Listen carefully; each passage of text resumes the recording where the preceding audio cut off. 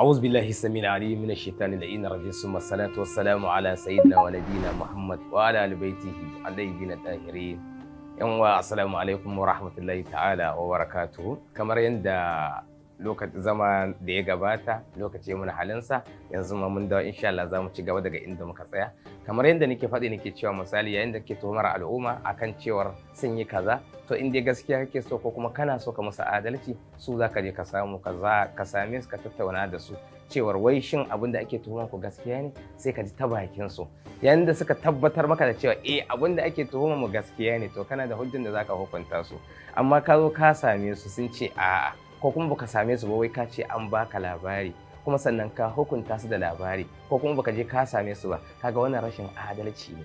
A matsayin mutum musulmi khususan malamai ya kamata a ci duk lokacin da za su yi magana da sunan addini ya zama misali mutum ya zama munsif adali ne a yayin maganarsa, domin yana masa da kujera ne na manzon Allah sallallahu alaihi wa sallama. Domin annabi yana cewa misali balligu anni walau aya, ma'ana ku isar min da wani ma'ana sakon nan ku taya ni isar da shi koda da aya ne. Yayin da malami ya hau kujera kamar yana masala kujeran annabi ne, domin shine magaji na annabi amma in ya aiki irin na annabi. To amma me abun mamaki sai ga malami ya tabbatar wannan magana da yake faɗi ƙarya ne, ko kuma yana yi ne domin wata siyasa tasa ko kuma wani alfarma da yake so ya samu wajen wasu ko kuma kusanci, sai ya zama yana amfani da ƙarairayi domin ya yi wasa da kwakwalen mutane ko kuma ya ɓata sunayen mutane domin a range kyamansu ko kinsu, ana cewa ai suna kaza alhali kuma hakikanin al'amari ba haka bane. Kamar yadda na faɗa a baya din cewa akwai ayoyi da 'yan shiya suka dogara da shi cewar babu yadda za a samu ƙari a ƙur'ani ko kuma jirkita ko kuma tawaya a cikin ƙur'ani, har na kawo ta aya a baya. Yanzu ma zan kuma kawo hujja kuma a cikin ƙur'ani kamar yadda nace misali akwai hujjoji a ƙur'ani sannan kuma akwai hujjoji a cikin hadisai na manzon Allah sallallahu alaihi wa wasallama wanda suke tabbatar da cewa misali babu ƙari a ƙur'ani, babu daɗi, babu tawaya a cikin ƙur'ani. Ga wata aya kuma har ila yau inda Allah subhanahu wa ta'ala yake cewa la ya'tihi al-batilu min bayni yadayhi wala min khalfihi tanzilun min hakimin hamid. Ma'ana misali la ya'tihi al-batil, ma'ana barna ba ta shiga masa barna ba ta shiga ma Qur'ani, ba wani barnar da zai iya shiga Qur'ani.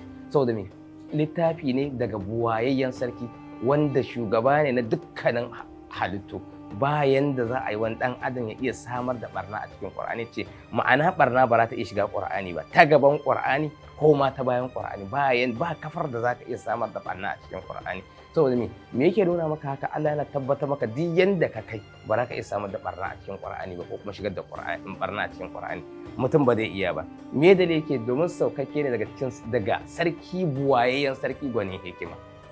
Ka gani buwaye ne sarki, Allah buwayayyen sarki ne, bayan da za a yi a ce yayi abu sannan mutumin da Allah ya halitta ya iya samar da barna a Qur'ani. Shi yasa Allah ya ce la yatil batil, barna ba ta shiga cikin mishi Qur'ani din min bayne dai wala min kalfi, ta gaban Qur'ani ko ta bayan Qur'ani ba yanda za a yi ka iya shigar da Qur'ani, domin shi Qur'ani saukakke ne daga misali gwani a hikima. Kaga ba yanda za a samar da barna a Qur'ani. Wannan Allah ya tabbatar mana cewa ba yanda za a samu. Dan haka dan wani mutum ya busa sifika yana magana cewar wasu na da Qur'ani, wata magana ce wacce yake ta siyasa irin tasa, amma hakikanin al'amari ba yanda za a yi ka samar da Qur'ani face wannan Qur'anin da Allah ya sokar da shi ga annabi.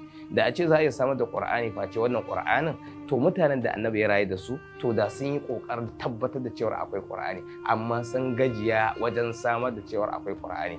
Haka suka rayu da annabi ba yanda suka iya yi, kuma suka tabbatar da cewa wannan Qur'anin ba dan adam ne ke rubuta shi ba, wannan sako ne daga Ubangiji dukkanin talakai. Kaga wannan hujja ne da dalili wajen al'ummar musulmi da kuma sauran mazahib waɗanda yan uwan misali ahlus sunna da sauransu dukkansu sun tabbatar da haka. Mutane daga cikin waɗanda adilai ne suna tabbatar da haka, babu ƙari a Qur'ani, ko da an samu hadisai da suke magana akan haka ko kuma ra'ayin wasu ba'adi daga cikin ba'adin malaman Shi'a, to baya tabbatar da cewa shine ra'ayin Shi'a. Wannan ra'ayinsu ne, sannan kuma mafi yawan malaman Shi'a ba su yarda da wannan ra'ayi ba, saboda su a Shi'a duk abin da ba Qur'ani bane akwai babi na munakasha, za ku iya tattaunawa ko nakashe wannan kadiya din, amma Qur'ani shine zancen da ba yanda za a yi ka ci ka nakasha shi, ko kuma misali kana kashe ka cewa akwai kuskure a ciki ba dai yi ba. Qur'ani ya zo ne daga sarkin da babu irinsa kuma izuwa ga annabin da babu irinsa. Don haka ra'ayin malaman shiya shine babu wani Qur'ani face Qur'anin da Allah ya turo ma annabi Muhammad sallallahu alaihi wa alihi wasallama da shi.